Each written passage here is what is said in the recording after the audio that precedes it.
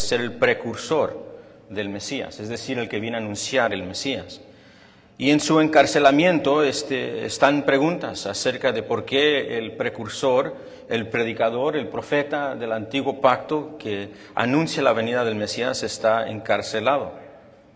Jesús explica esto y dice que es a cabo del mensaje de predicación de justicia. Es decir, esto es el patrón desde los antiguos profetas, que cuando vienen con la verdad, es la costumbre general de la mayoría rechazar el mensaje de Dios y la misericordia de Dios por medio del mensajero.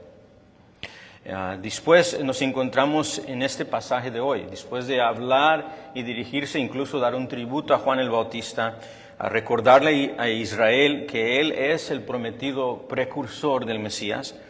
Ahora da en el versículo 16 y el 24 dos cosas, y eso es lo que vamos a estudiar hoy. En el versículo 16 al 19 Jesús reprende, da una reprensión a quienes están escuchando pero no están escuchando. Una reprensión a quienes rechazaron a Juan el Bautista y al quien él anunció, quien es Jesús el Mesías. Y en el versículo 20 y 24 Jesús habla no solamente de la audiencia inmediata, sino de las ciudades. No nomás es una ciudad, son varios lugares en el día que tocó la tierra el eterno Hijo de Dios en la persona de Jesús, que rechazan a Jesús. Y en el versículo 20 al 24 Jesús da una advertencia a esas ciudades impenitentes acerca del juicio venidero que ellos van a pasar por su rechazo. Ese es el texto. Vamos a dividirlo en dos partes. La reprensión de Jesús y la advertencia de Jesús. Vamos a empezar con el versículo 16 al 19. Empecemos con el versículo 16. ¿Mas a qué compararé esta generación? Esta generación es una frase que se va a repetir mucho en el Evangelio de Mateo, y esto ha llevado a debate a qué exactamente se refiere Jesús. Regularmente, esta generación se refiere a sus contemporáneos. Regularmente esa es la manera que se usa. Sí hay unas variaciones, pero por el momento esta es la manera que lo está usando. La audiencia de su día. Y dice, es semejante, los va a dar una comparación, es semejante a los muchachos o a los niños, tal vez su versión puede decir, que se sientan en las plazas y dan voces a sus compañeros, diciendo, os tocamos flauta y no bailasteis, os endechamos y no lamentasteis. En el versículo 16 al 17, Jesús está utilizando una ilustración del siglo I de niños pequeños que se encuentran en el lugar público. Esto es una costumbre todavía en el Medio Oriente, y tal vez algunos que no son de ciudad se pueden recordar de esto, que hay un centro público. Me recuerdo que un tiempo me tocó ir a visitar Honduras y habían lugares donde vivía la gente, pero había un centro, un lugar céntrico donde había una marqueta y se vendían cosas. Pues a esto se refiere, los niños en el centro público. Y aquí es un juego de la antigüedad, del primer siglo. Hay dos eventos grandes que se acostumbraba a juntarse todo el pueblo judío: las bodas y los funerales.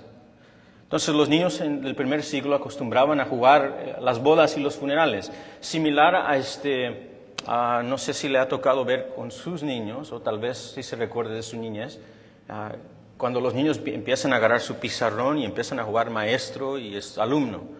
O si son niños que crecieron en hogares cristianos, algunos de ustedes hasta los ven y ahí tienen su púlpito y tienen sus Biblias y empiezan a jugar iglesia.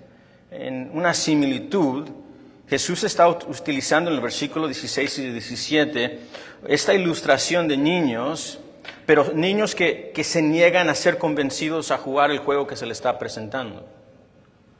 Los niños en el mercado, como les mencioné, son esos juegos de la antigüedad que se jugaban en la plaza pública de la ciudad mientras sus padres hacían sus recados, jugando bodas y funerales. La idea es vamos a jugar el juego de alegría, donde todos estamos alegres, donde se canta la música. Esa flauta se usaba para música alegre, donde se canta la flauta y todos los judíos se acostumbraban a bailar. Vamos a jugar ese juego.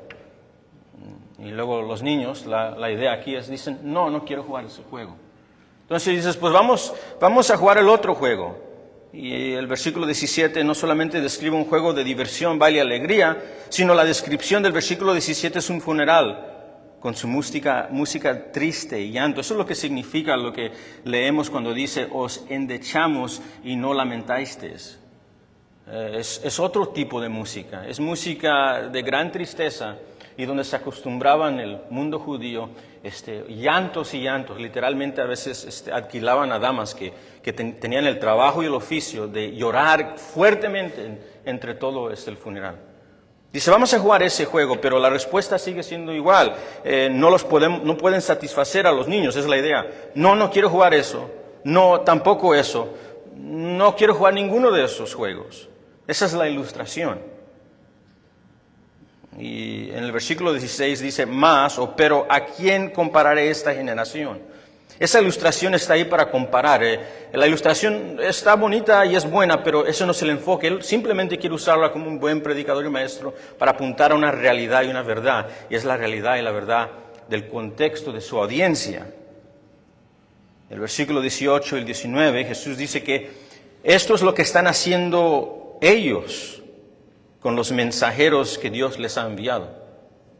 En particular con Juan el Bautista. De ahí vienen esas palabras. Dice, porque vino Juan que ni comía ni bebía y decían demonio tiene. Eso es lo que hicieron con Juan. Versículo 19, vino el Hijo del Hombre. Este es un título que Jesús está usando del Antiguo Testamento para referirse a Él mismo.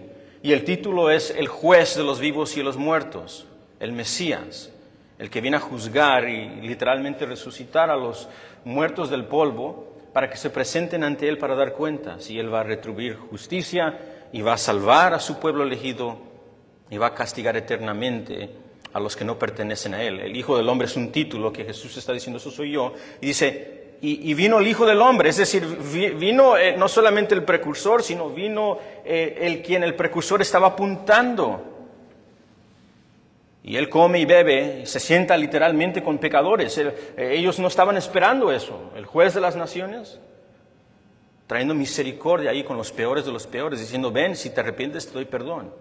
Dice, los encuentras ahí y dicen a Él tampoco lo recibimos. Esa es la idea ahí. Dicen que es un comilón, o una versión dice un glotón. Se la pasa en fiestas. Y es bebedor de vino. Y bebedor de vino aquí, la idea, tal vez algunas traducciones lo traducen, es un borracho. No simplemente alguien que bebe vino, el primer siglo, no, eso no era un problema. Se estaba embriagando. Esas son acusaciones falsas. Son calumnias en contra de Juan el Bautista y calumnias en contra de Jesús. Son excusas que está proveyendo las multitudes en por cual no van a recibir el mensaje de Juan y en por cual no van a recibir el mensaje de Jesús como el Mesías que Juan estaba anunciando. En los versículos 18 y 19, Jesús dice que esto es lo que están haciendo la audiencia general y la mayoría de la audiencia de su día, su generación. Dios envió por misericordia a su Hijo Jesús. Dios envió por misericordia a Juan el Bautista, el último profeta del Antiguo Testamento. Vino instruyendo a Israel para que se volviera, se arrepintiera a Jesús como Señor y Salvador. Y dicen de Juan, en el versículo 18, tiene un demonio. Dentro de él habita un demonio, literalmente. Es que predica muy fuerte. No sabe de qué está hablando él. Vive él, ni come, no se junta con nadie, está excluido en las cuevas. Mira cómo se viste, mira cómo habla. Y esto venía de un hombre que, piénselo, de Juan el Bautista, que vivía en desierto y que de buena gana, es decir, de propia voluntad, vivía una vida ascética en el desierto. Dedicó totalmente su vida, cada detalle de su vida para predicar un mensaje. Caracterizada él, Juan el Bautista, recuérdense, por la oración y por el ayuno. Se recuerda que los discípulos de Juan decían, ¿por qué nosotros ayunamos y oramos y tus discípulos no? Ellos estaban caracterizados por todo tipo de ser separados. De la abstinencia de muchas libertades, es decir, Juan estaba libre para hacerlas, pero totalmente se abstenió de todas las libertades, dedicó todo su mensaje y todos sus discípulos que lo seguían para hablar de este mensaje. Ni aún así escucharon. Es más, ¿qué hicieron con Juan el Bautista? Regresa al versículo 1 y 2. Esto empieza con Juan el Bautista en el versículo 2 en la cárcel. Y en el versículo 2 ya ha estado en la cárcel desde el capítulo 3. Y cuando llegamos al capítulo 14 y el capítulo 16 le cortan la cabeza a este predicador. Y la acusación, aquí Jesús está diciendo no cosas que posiblemente le dijeron a Juan, está diciendo lo que estaba diciendo la mayoría de la audiencia. Cuando mirabas a Juan, mirabas a un hombre santo, pero lo que estaba diciendo la mayoría del pueblo es que este hombre está involucrado con demonios. Calumnia. Y luego continúa Jesús hablando de él mismo. Ya mencionamos como el Hijo del Hombre, el prometido juez mesiánico, el que juzga a los vivos y a los muertos. Eso es Daniel capítulo 7, 13 y 14. El Hijo del Hombre que viene en las nubes juzgando a los vivos y a los muertos. Y dice, vino el Hijo del Hombre. Este es el juez. No hay un juez más soberano que él. No hay un juez más justo que él. No hay un juez más santo que él. No hay un juez que conoce las evidencias en perfección más que él. Él es omnisciente, es eterno Hijo de Dios, conoce todo lo visible y lo invisible. Y llega el juez que viene a juzgar a los vivos y a los muertos. Y ahí lo encuentras, ahí haciendo amigos de pecadores. La idea ahí es que Jesús viene ofreciendo misericordia a los peores. Pero ellos no lo ven así, la audiencia lo interpreta de otra manera y dicen, no, este es un glotón. Eso es lo que está haciendo en las fiestas. Se las pasa bebiendo, es un borracho, eso es lo que está haciendo Jesús. Una versión traduce el versículo 19. Este es el amigo de la gente de mala fama. Ese es quien es. Un comentarista resume bien lo que está pasando aquí. Jesús que está comunicando Jesús está indicando que Israel se había negado a tocar, por decir, sin importar la melodía. No importaba qué era el ritmo de la música, suave o avivada. Están rehusando todo tipo de melodía para bailar. Ni Juan ni Jesús, dice, resultaron como Israel esperaba del predecesor y del Mesías. O sea, lo que está diciendo, y eso es correcto, las expectativas de ellos no fueron llevadas a cabo como ellos la desearon, y por lo tanto dicen, no lo quiero.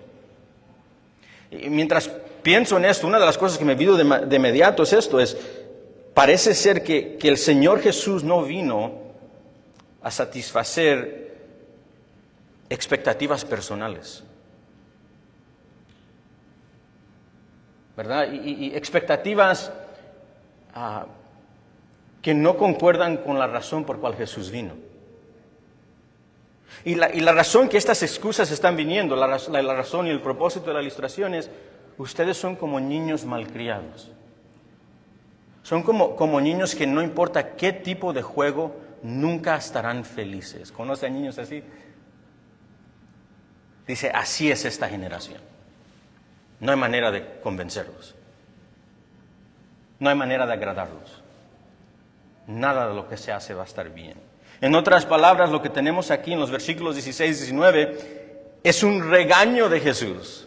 A veces nosotros pensamos en Jesús solamente cuando está enojado, cuando está volteando las mesas en el templo. No, aquí está reprimiendo, regañando fuertemente a su audiencia.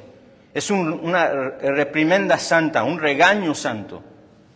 Su justa crítica a su negativa a atender al mensaje de Juan el Bautista, su mensajero, y acerca de él mismo, el Mesías, el eterno Hijo de Dios, se encarnó y está habitando en medio de ellos. Jesús, en los versículos 16 y 19, encontramos una denuncia a la generación actual de israelitas por ignorar los mensajes de Juan el precursor y Jesús el Mesías. Jesús no está agradado por sus rechazos. Y luego termina con un dicho proverbial.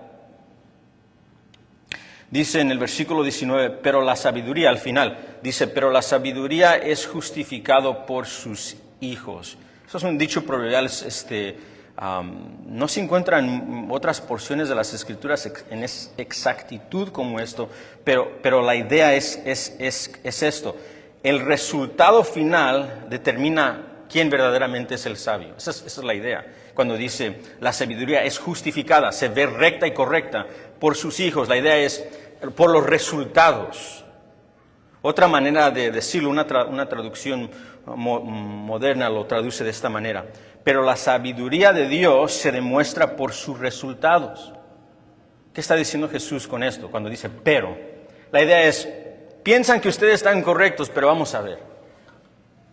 Esa es la idea. Ustedes están diciendo esto es malo y que esto está bien, o ejerciendo discernimiento, le dice a su audiencia. Pero al fin vamos a ver quién verdaderamente es correcto y quién verdaderamente está mal. La sabiduría, la persona que posee sabiduría verdaderamente, pues va a producir decisiones sabias, es la idea. Tendrá hijos sabios. Y él dice, ustedes dicen que son sabios, Juan no, Jesús no. Al final del asunto se va a ver la realidad de quién fue sabio y quién no. Y eso nos conecta directamente a los versículos 20 y 24, pero antes de ir al versículo 20 y 24, creo que hay una aplicación muy clara aquí y una reprensión a cualquier persona que se encuentre en este contexto de ser imposible de satisfacer con el mensaje de Dios, que escucha la palabra de Dios pero está rehusando diciéndole no, viene otro mensaje, no, ni de esta manera ni de otra manera, siempre proveyendo excusas por qué no va a creer y obedecer a Dios.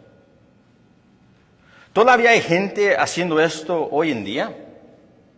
Yo sé que Jesús se está dirigiendo a su generación, pero creo que la idea es mucho más que su generación. Es decir, es un tipo de gente que hace esto. Por supuesto que todavía sucede en nuestro día. Todavía hay personas, la idea y la implicación aquí es que solo critican, solo juzgan injustamente, calumnian y crean y ponen excusa tras excusa por la cual ellos no pueden creer en Jesús, por cuales ellos no van a obedecer a Jesús, por cuales no pueden creer la palabra, por cuales la palabra simplemente no es para ellos. Esa iglesia es tal. Ellos son esto. Esa es una religión de tal. Ese es un predicador de tal. Él o ella es solamente esto. No es que todos son hipócritas. No es que...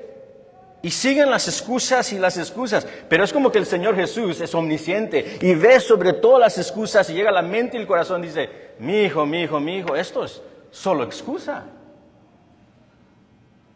Porque no recibirán el mensaje de Dios sin importar quién envíe. Un comentarista, observando esta aplicación y este tipo de actitud, escribió lo siguiente, y creo que es la aplicación apta para nuestro día. Dijo lo siguiente: la simple realidad es que cuando la gente no quiere escuchar la verdad, encuentra fácilmente una excusa para no escuchar. Ni siquiera intentan ser coherentes en sus críticas. Es decir, ya ni hacen sentido lo que están criticando. Criticarán a la misma persona y a la misma institución por motivos completamente opuestos. Si la gente está decidida a no responder, permanecerá obstinada y hosca sin responder, sin importar la invitación que se les haga.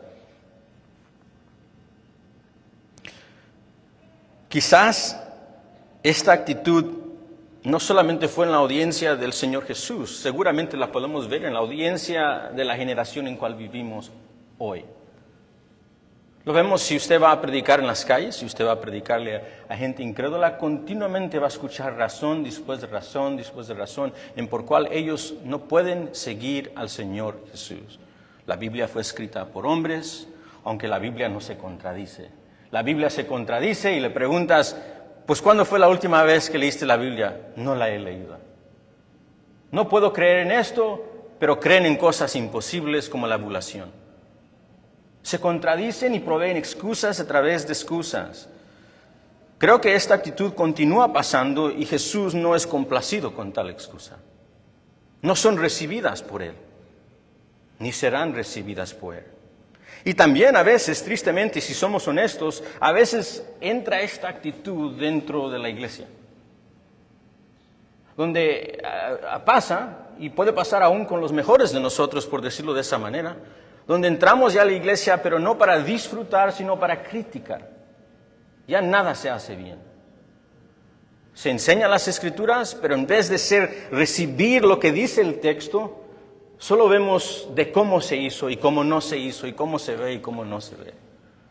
Excusas por cual no creer y obedecer la palabra escrita de Dios. Tristemente todavía se ve esto dentro de nosotros.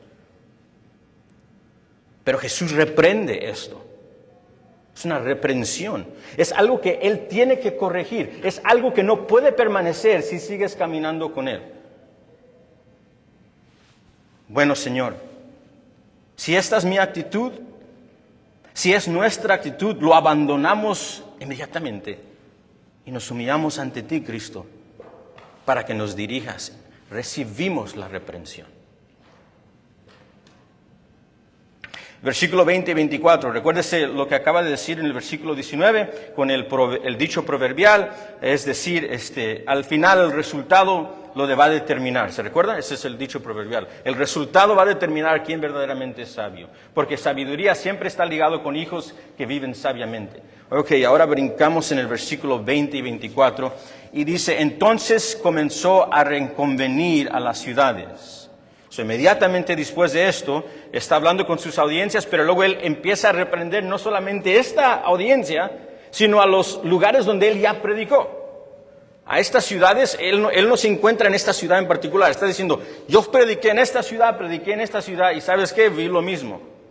En los versículos 20 y 24, Jesús sigue reprendiendo, pero reprende ahora con una advertencia, y es una advertencia muy fuerte, y créalo o no, es muy misericordiosa, y es una acusación a las ciudades no arrepentidas, advirtiéndoles del juicio que les va a esperar por su rebelión y su resistencia a humillarse ante Él. Hay varias observaciones que debemos hacer en el versículo 20 al 24 y quiero que las hagamos juntos. Primero, es una acusación sagrada. Quiero que vea el versículo 20. Entonces comenzó a reconvenir a las ciudades. Reconvenir significa censurar, reprender con dureza y severidad. Incluso se puede usar de una manera negativa, es decir, insultar. Pero aquí la idea es, si la usamos como un insulto, es reprende fuertemente. Si es un insulto sin pecado. Podemos decirle un insulto justo. La Nueva Versión Internacional traduce esta frase, empezó a denunciar, increpar, reprender. Este es un insulto sagrado, una acusación del juez. También hay que tener en cuenta el versículo 21, no solamente usa que empezó a denunciar, a increpar y reprender, sino mira el versículo 21, dice, ay de ti, Corazín, y luego repite, una repetición, ay de ti, Betsaida. Ay de ti, este es el lenguaje del Antiguo Testamento, tal vez nos escuche como un eco del lenguaje de los profetas, ellos acostumbraban a decir, ay de mí o ay de ti. Y cuando encontramos esa frase, ay de ti, es el lenguaje del Antiguo Testamento que sirve para denunciar como una santa reprimenda al juicio que les va a caer por no arrepentirse. A veces las mamás hispanas han usado esto, no sé si le ha dicho eso a su mamá de ti. Ay de ti si te encuentro ahí. ¿Qué es lo que están diciendo? Lo que viene ni lo puedes captar si te encuentras en ese lugar. Es esta idea, pero sin sonrisa. Ay de ti con toda seriedad. Una traducción lo traduce de esta manera. Qué mal les va a ir a ustedes. ¿Sí ve? Se creen sabios, es la idea. Se creen sabios, pero la justicia se conoce por sus hijos. Al final, qué mal les va a ir a ustedes por rechazar el mensaje de Juan el Bautista, que nos apuntó al que bautiza con el Espíritu Santo. Es decir, cambia corazones. Y que bautiza con fuego, es decir, con el juicio del lago de fuego. Ay de ti por no escuchar a Juan. Y ay de ti por no escuchar al Hijo del Hombre que vino en carne y hueso y se encontró en los lugares donde estaban los peores de peores ofreciéndoles perdón. Ay de ti, ¿cómo les va a ir a los que rechazan eso? Esa es la idea. Es una acusación sagrada del lugar celestial por medio del juez celestial. Segundo, esta es una denuncia.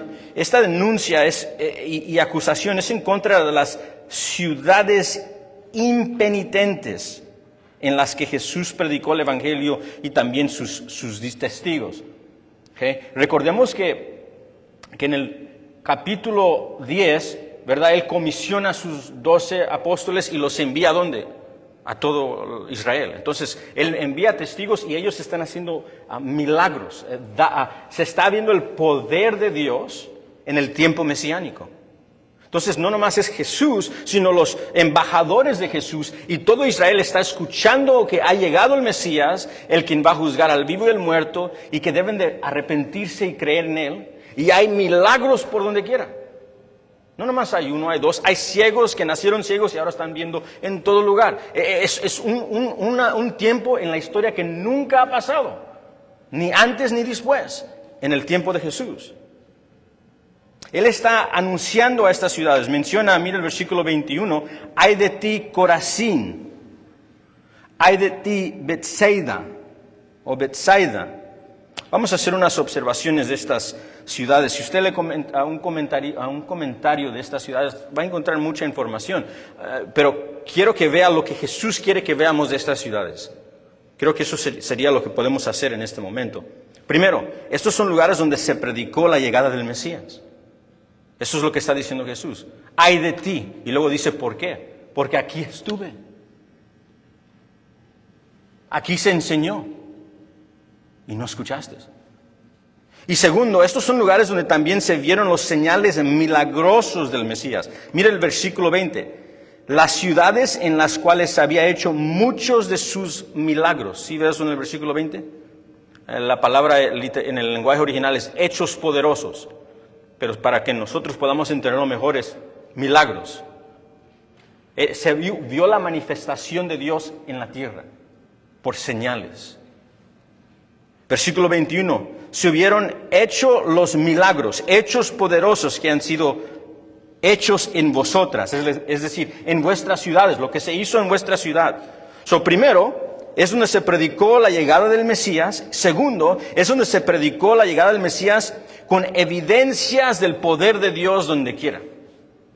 Es una cantidad innumerable, ¿se recuerda? Recuérdase lo que Jesús le dice a Juan. Ve, dile lo que ves y lo que escuchas. Dice, los ciegos ven, los mudos hablan, los paralíticos están bailando en las ciudades. Y dice, y los muertos son resucitados. Nos está dando un sinopsis, un vistazo de todo lo que estaba sucediendo en el día de Jesús. Primero, fue donde se predicó en estas ciudades. Segundo, se predicó con poder y señales innegables. Y tercero, y este es donde viene la reprensión de Jesús, estas son ciudades llenas de gente donde la mayoría, no todos, había un remanente, porque Betsaida es donde vino Felipe.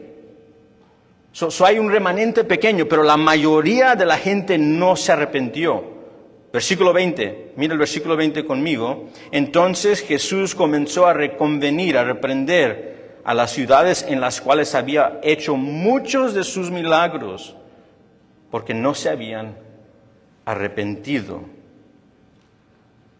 En particular, la reprensión viene porque con el mensaje predicado, con profeta del Antiguo Testamento, el último profeta del Antiguo Testamento en medio de ellos, con el Hijo del Hombre en medio de ellos, con milagros en medio de ellos, son ciudades que escucharon la buena noticia del perdón de pecados en el Mesías con poder, vieron su llegada y aún así se negaron a arrepentirse. Una versión lo traduce porque no se habían vuelto a Dios. Porque no habían obedecido el mandato que Dios les dio por los mensajeros. Es decir, arrepentirse. Recordémonos, ya hemos visto esto en Mateo 3 cuando anuncia el mensaje de Juan el Bautista, arrepentíos porque el reino de los cielos se acerca. Vimos el mensaje de nuevo de arrepentimiento en Mateo 4:17 cuando el Señor Jesús, después de que Juan es encarcelado, dice que Jesús empezó a predicar, arrepentíos porque el reino de los cielos se acerca. Hemos visto esta palabra de arrepentimiento anteriormente. Arrepentimiento, reconocer que somos rebeldes. Un reconocimiento que nosotros por naturaleza decimos no a Dios. Un reconocimiento que nosotros estamos afectados por una infección del pecado que ha entrado como veneno en un vaso de agua. Cada área ha sido afectado. Nuestra mente, nuestros pensamientos, nuestras emociones, nuestro corazón y nuestra voluntad. Reconozcamos nuestra rebelión ante Dios. Es como los dos hombres que dice el Señor Jesús en Lucas que van a orar. Entra un fariseo y dice, no, yo no soy como él, yo no soy como él. Eso no es arrepentimiento, ni es el principio de arrepentimiento. No puede reconocer que es un hombre caído y pecador en necesidad de ayuda y auxilio. Eso no es arrepentimiento, ni el principio. Pero dice que entra un recaudador de impuestos, uno de esos malos, y entra y dice que no puede mirar ni siquiera al cielo, pero golpeos a su pecho y dice, ten piedad de mí, un pecador. Reconocimiento, ahí empieza el arrepentimiento, un reconocimiento de quién somos nosotros y quién es Dios. Pero el arrepentimiento no solamente es eso. Así, si hay alguien aquí que dice, yo entiendo eso, pero arrepentiendo es mucho más que eso. Es un reconocimiento de rebelión, pero es un abandono de su rechazo al gobierno de Dios. Un abandono. Metanoia, es un pensamiento de mente y vida. Estoy caminando en el auto y me meto en I-5 South, estoy yendo ahí y estoy en el camino malo. Lo entiendo. Pero te sales del camino y te vas al camino recto. Eso es arrepentimiento. Un cambio de mente y de vida. Un abandono del rechazo de Dios. Un abandono del rechazo del gobierno de Dios. ¿Y cuál es el gobierno de Dios? Es el Rey que Él ha enviado. Es el Hijo que Él ha enviado. Es el Mesías que Él ha enviado. Es Jesús gobernando sobre ti en toda área de tu vida. No solo partes de tu vida, toda tu vida.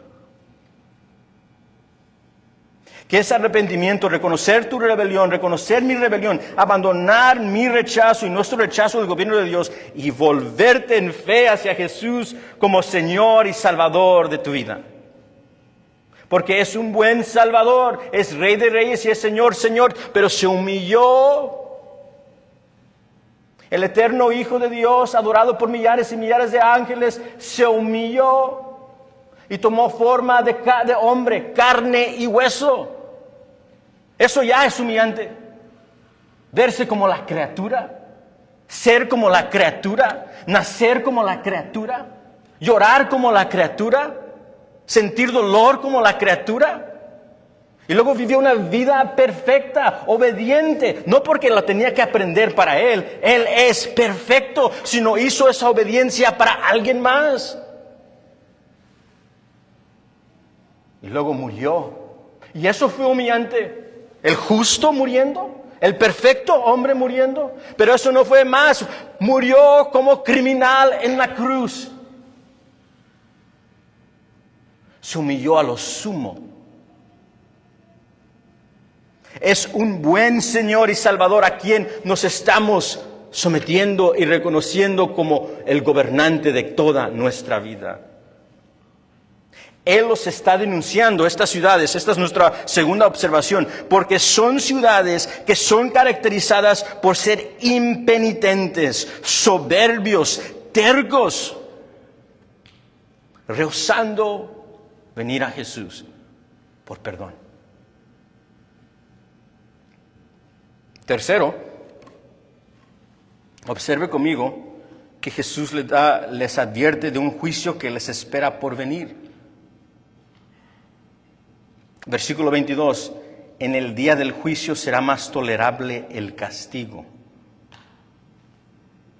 Un día futuro. Versículo 24, en el día del juicio será más tolerable el castigo para la tierra de Sodoma que para ti. Él menciona a unas 3 ciudades por aquí, si lo ven en el texto, menciona a Tiro y Sidón, lo repite varias veces. Y luego en el versículo 24 también usa la ciudad de Sodoma. Yo creo que nosotros como lectores de las Escrituras, el que más rápidamente nos podemos ubicar es Sodoma, ¿no? ¿Verdad? Sodoma y Gomorra son ciudades que se rebelaron totalmente en contra de Dios. Era tan fuerte la rebeldía. Lo que nosotros pensamos de Sodoma y Gomorra, ellos también pensaban de Tiro y Sidón. Son otras ciudades generalmente paganos, gentiles, donde estaban ahí por el porte de las aguas y hacían todo tipo de idolatría, todo tipo de inmundicia, y donde Dios constantemente enviaba en Ezequiel y en otras porciones de las Escrituras a profetas para decirles que viene el juicio de Dios, y ellos rechazaban y ignoraban. En nuestra mente, aunque no es una ilustración perfecta, pero tal vez pueden venir ciudades que son similares, conocidas por su pecado. Las Vegas, tal vez, donde hay una prostitución inmensa y un tráfico de niños. Tal vez es esa idea. O tal vez New Orleans, donde se celebra la homosexualidad con gran regocijo. Tal vez eso menciona las ciudades y nosotros nos podemos ubicar. Esas ciudades sucias, pero llenas de criminales, llenas de idólatras. Eso es lo que iba a venir a la mente de ellos. Tiro y Sidón. Y ¿escuchaste lo que acaba de decir? Les va a ir mejor a ellos que a ti. Eso es lo que le está diciendo. La totalidad de la Biblia habla de este juicio venidero. Lo vimos en el versículo 22, el día del juicio. Versículo 24, el día del juicio. La totalidad de las Escrituras habla de este juicio venidero. Es una referencia al gran día, que se describe como la resurrección de todos los vivos y los muertos.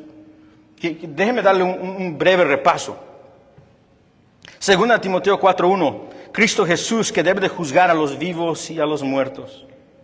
Hechos 10:42, nos mandó a predicar al pueblo y testificar que Él, es decir, Jesús, es el designado por Dios para juzgar a los vivos y a los muertos.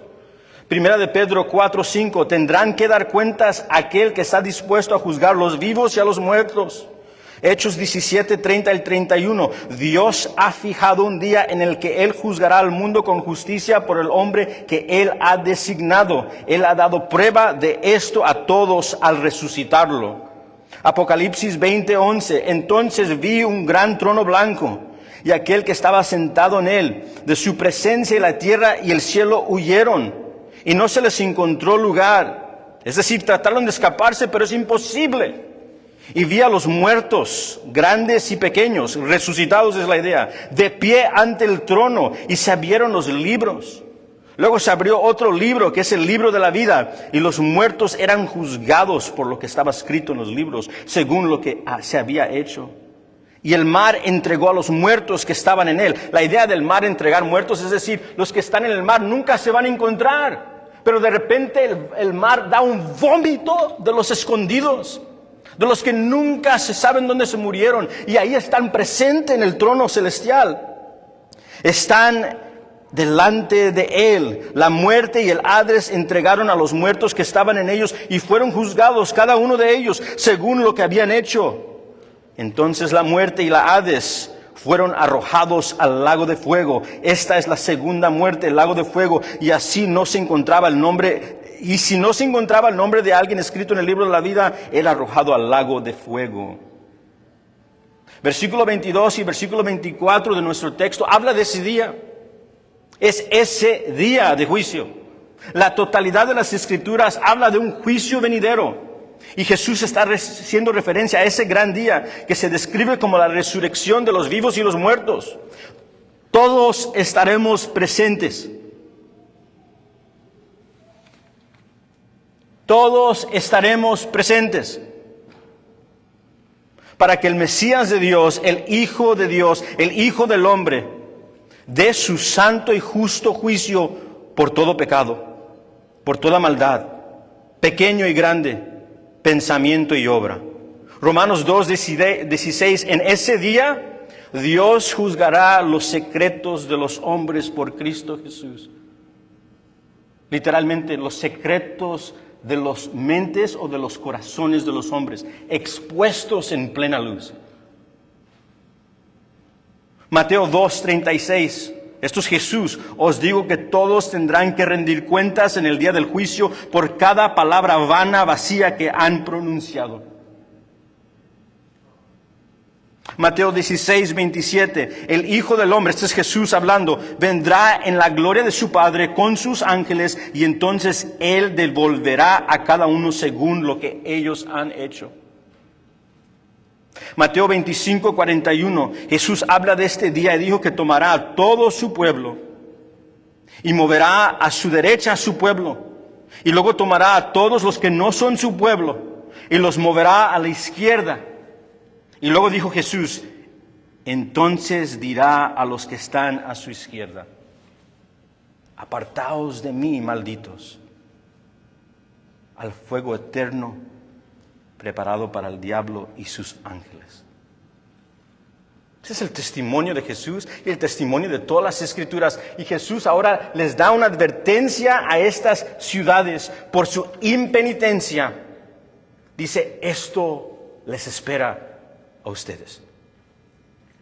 Se acerca un día, iglesia. Se acerca un día en que no importa lo que tengas en tu calendario, tu schedule, tú estarás ahí.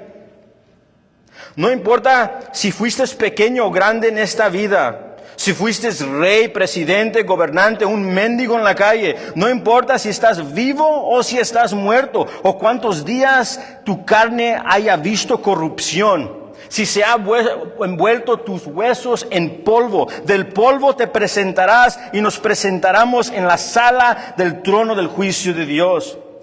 Pues has sido convocado por el justo tribunal del cielo. Y las evidencias en ese día consumirá como un enjambre de langostas devorando cosechas. Son innumerables las evidencias en contra de nosotros. Pues todo será revelado ante su santa y terrible presencia omnisciente. Sus ojos son como fuego y de su boca sale una espada de dos filos. Justicia y verdad y todo lo conoce.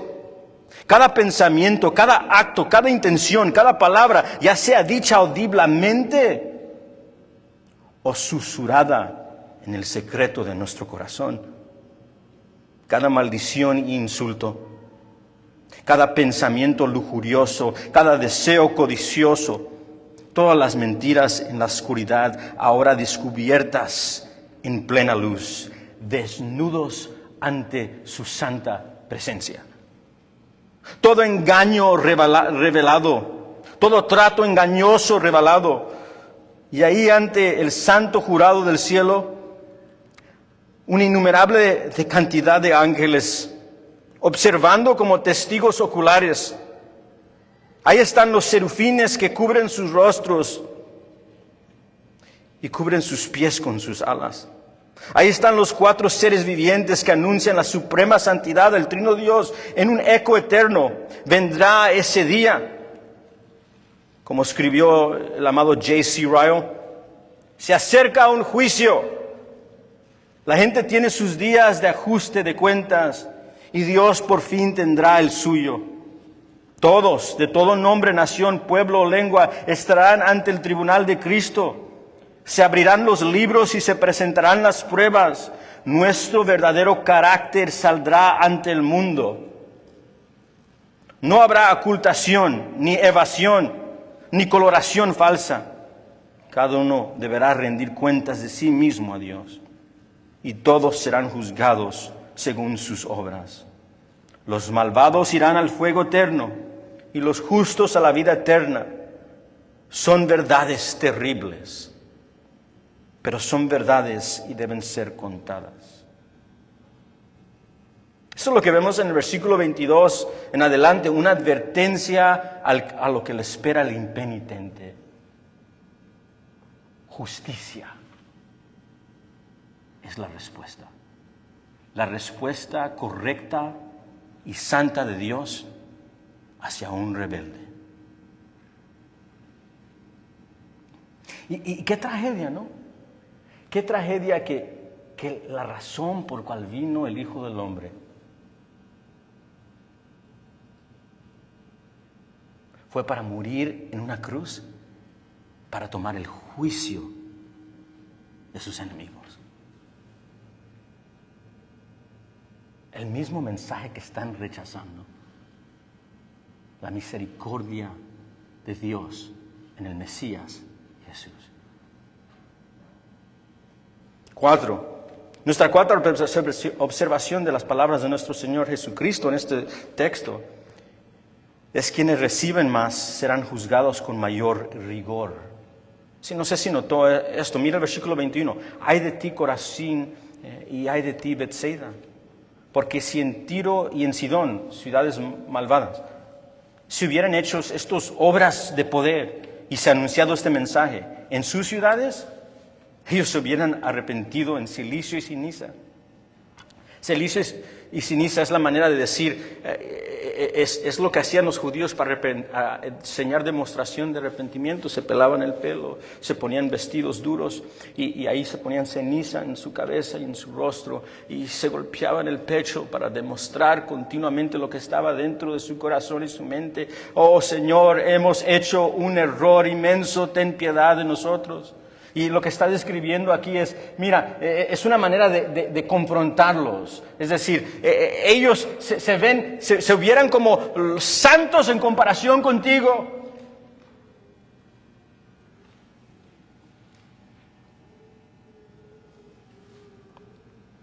La idea aquí es que recibirán más juicio quienes han recibido más revelación. Hay dos verdades que se enseñan en las Escrituras sobre este tema. Y quiero ser corto, pero quiero ser cuidadoso. Y escuchemos bien. Primera verdad: todos, absolutamente todos, los que no están en Cristo Jesús recibirán el justo castigo eterno que les corresponde. Es decir, nadie se escapa. El pecado y la ofensa, cada uno de ellos será castigado, sea por Dios en una eternidad del lago de fuego, o sea en la persona de Jesús. Pero no habrá ningún pecado que no recibirá la justicia de Dios. Cada persona recibirá su justicia, y los que no se encuentran en Cristo Jesús recibirán el justo castigo eterno que les corresponde, sin importar quiénes sean o dónde estén. Sea Adolf Hitler o sea la Madre Teresa, si no están en Cristo, recibirán el justo juicio eterno de Dios. Segundo, la segunda verdad que enseña la Biblia acerca de este tema es: quienes sepan más, sin ignorar la primera verdad, los que sepan más, los que se le ha dado más revelación acerca del Mesías y su perdón, serán juzgados con más rigor.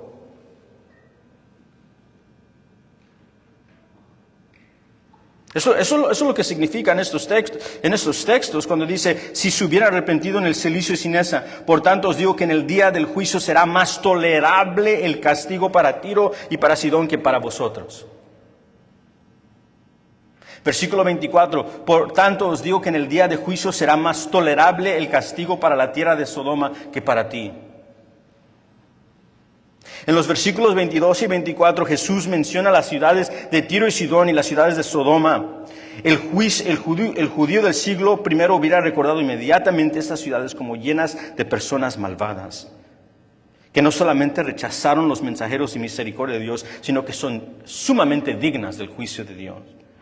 Y estas ciudades ya habían experimentado juicios terrenales. Eso es lo interesante. Estas ciudades ya experimentaron el juicio terrenal de Dios. Sodoma y Gomorra literalmente recibió fuego del cielo. Las otras ciudades fueron removidas de la tierra.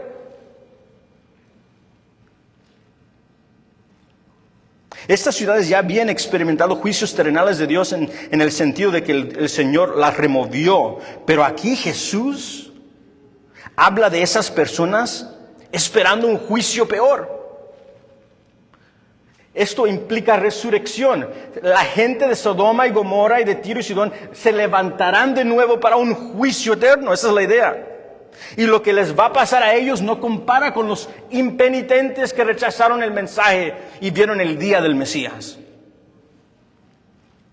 Los que rechazaron el precursor, la voz del desierto, y los que rechazaron a quien el precursor apuntó, al Mesías, al Hijo del Hombre, que se sentó con pecadores.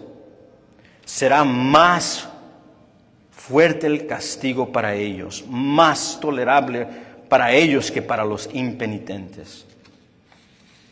Aunque las Escrituras no cuentan mucho sobre cómo se ve este castigo, yo no puedo ir más de esto. Es decir, no sé en qué manera los va a castigar más que a ellos. Pero las Escrituras sí nos enseñan, y toda la Biblia nos indica, en otras porciones de las Escrituras, que hay grados de castigo por pecados que son mayores en ofensa que otros. Todo pecado es una ofensa en contra de Dios cósmica que merece juicio, pero hay pecados de gravedad que recibirán un castigo más grande que otros. Esa es la idea. Versículo 20 y 24 afirman que habrá un juicio y castigo más severo para los más obstinados de corazón, para quienes escucharon el Evangelio y lo rechazaron. ¡Qué asusto!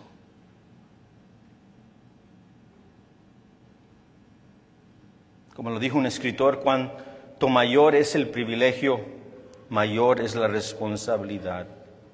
Y cuanto mayor la luz, mayor es el castigo por no recibirla. Mientras escucho esto, me viene a mente este entendimiento de gente que ha escuchado el Evangelio una y otra y una y otra y una y otra vez. Se la ha predicado desde niño. Maestros de escuela dominical, evangelistas, tratados. Y ahí se encuentra un impenitente y un penitente y un penitente. La idea aquí es que aunque yo no sé cómo y cómo funciona esto, pero la idea aquí es que llegará tal vez un punto donde ya se calmará Dios con su paciencia.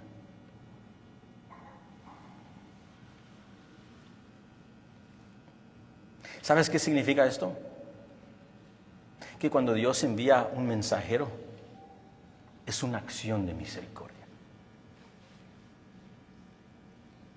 Cuando Dios envía a alguien que te reprenda en el nombre del Señor Jesús, que me reprenda en el nombre del Señor Jesús con su palabra, en vez de ponernos impenitente, en vez de yo ponerme impenitente, no sé si lo ha pensado de esta manera, es la paciencia de Dios siendo ejercida en manera palpable hacia ti. Porque Dios no tiene que enviar mensajero. Lo que tiene que enviar es juicio. Pero ahí vienen las buenas nuevas. Las buenas nuevas que aunque merecemos juicio, aunque estas ciudades merecían juicios, si uno de ellos viniera hacia el Señor Jesús cuando Él predicaba este mensaje de juicio y dijera, Señor, Señor, perdóname. Eres justo y recto en tus caminos y justo cuando castigas. Y si me castigas hoy, eres bueno y tus decisiones son rectas. Pero perdóname y ten piedad de mí. Si un pecador viniera hacia el Señor Jesús, Jesús lo perdonaría. Y la sangre que fue derramada en esa cruz por el pecado será para Él aplicada, limpiado, justificado, reconciliado. Solo un pecador, si 2, si 3, si 4. Cualquier pecador que venga al Señor Jesucristo no será rechazado. El mensaje que está dando Jesús aquí es fuerte, pero no nos confundamos. Es un mensaje de inmensa misericordia. Y esto nos lleva a nuestra conclusión. Este texto sirve como una advertencia no solamente a ellos, sino a todos los que leen el texto hoy. Es la advertencia de que el rechazo del mensaje de Dios es el rechazo de Cristo mismo. Y que la persona que es obstinada Dios lo confronta fuertemente hoy diciendo, para con tu terquedad. Para de justificarte. No eres bueno. Eres malvado en los ojos de Dios aparte de Cristo. Reconócelo. Humíllate. Golpea tu pecho y pide misericordia. Que Él no rechaza al penitente. Es un mensaje para que el que es obstinado sea confrontado con el poder del Evangelio y se humille para descansar en el Señor Jesucristo. Es interesante que después de pegar fuertemente, ¿verdad? Eso es como un golpe que te quita todo el aire. Lea los textos que, si Dios permite, la próxima vez que nos encontremos aquí. Dice, venga a mí todos los que estén cansados. Eso es lo que dice. Después de pegar con la verdad, les da una invitación misericordiosa al Mesías. Dice, vengan a mí todos los que estén trabajados y cansados, que mi yugo es ligero. Tomen mi yugo. Yo les doy paz. Eso es lo que dijo Jesús. Yo les doy perdón. Yo les doy reconciliación. Yo los limpio. Yo los cambio. Eso nos demuestra que el que viene a Jesús verdaderamente recibirá la bondad de Jesús, pero los que continúan en su impenitencia recibirán exactamente lo que se merecen. Porque no viene a Jesús después de Él ofrecer misericordia al rebelde, solo da evidencia de que merece ese juicio. Ese texto también sirve como un estímulo para la iglesia de Cristo. Anima al discípulo de Cristo a compartir el mensaje del Evangelio. Porque esto es verdad, amigos. Esto es verdad. Te lleva a ir al impenitente, y créalo o no, cuando vas a un impenitente, cuando vas a alguien terco, te va a entrar temor y miedo. Porque a veces agarran piedras y a veces te tiran las piedras y a veces va a parar de palpitar tu corazón por el mensaje. Pero anima al predicador, anima al evangelista. Predica del día del juicio porque es verdadero. Predica el mensaje del evangelio porque es poder para todos los que creen. Ese es el medio por cual Dios convierte al pecador y ellos vienen a los pies de Jesús. Eso fue el mensaje que nos trajo a nosotros, el que nos advirtió a nosotros del juicio venidero, el que nos confrontó. Y yo me recuerdo de las confrontaciones. Vinieron de mi esposa, vinieron de gente de la iglesia, vinieron de predicadores. Estás en camino al infierno, vas al juicio. Cambia tus caminos, abandona tus caminos. Y terco, haz que Dios tuvo piedad y misericordia de mi terquedad y nos puso en rodillas ante el Señor Jesucristo. Predica el mensaje. Esto es un ánimo al predicador, es un ánimo al evangelista, es un ánimo a que tú vayas a predicar esta verdad con humildad, con sencillez de corazón y apuntándolos al Señor Jesucristo que perdona. En última instancia, recuerde que el que rechaza el mensaje del Evangelio supremamente está rechazando en última instancia a Cristo mismo. Oremos juntos.